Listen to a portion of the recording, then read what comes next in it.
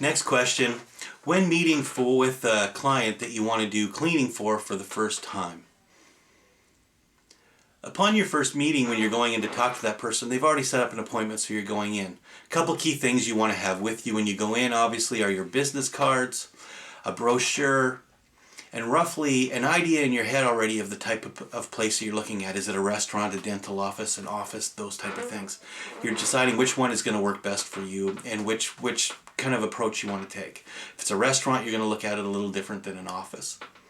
But once you're in there, irregardless, when you're in, there's a couple things you want to ask. The first question is, you want to say, currently, are you happy with your current janitorial service provider? 99.9% of the time, they're going to say yes.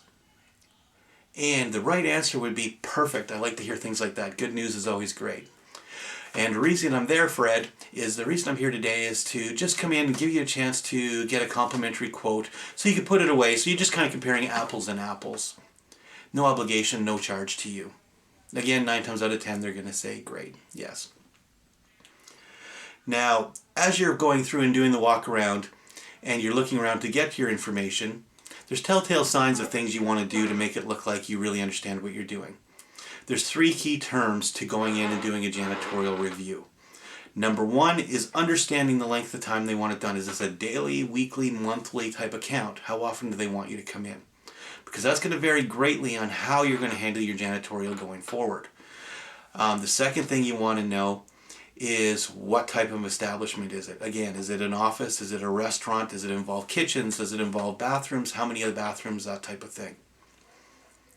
And the third thing you want to know is that account something right now that you can afford to do? Now that might sound like a weird thing, but what you're trying to figure out is, remember, the goal is you're going to have people coming in to take this contract. So if you're going to have somebody taking this contract, you need to be able to be sure that this is a sellable. Meaning, if you go into, let's say, a Boston Pizza, and you realize that this guy shows you the contract and says, we're getting it done for $1,600 a month, and you know that in your heart that you can't even do a subpar job at $2,200 a month, I would say that you might come in and still do your quote at your right price, but understand that you're not going to get that account and really you don't want it, because that's just going to be a headache coming in from day one. But it is vital that you understand the dollars you're dealing with. Is it a high-end place, low-end place? Is it a new account? Is it somebody that has cleaners? Are they getting their staff to do it?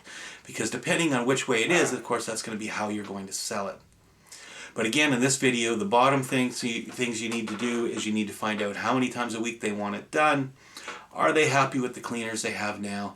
And is this the kind of account that fits the affordability for bringing in a janitorial contractor?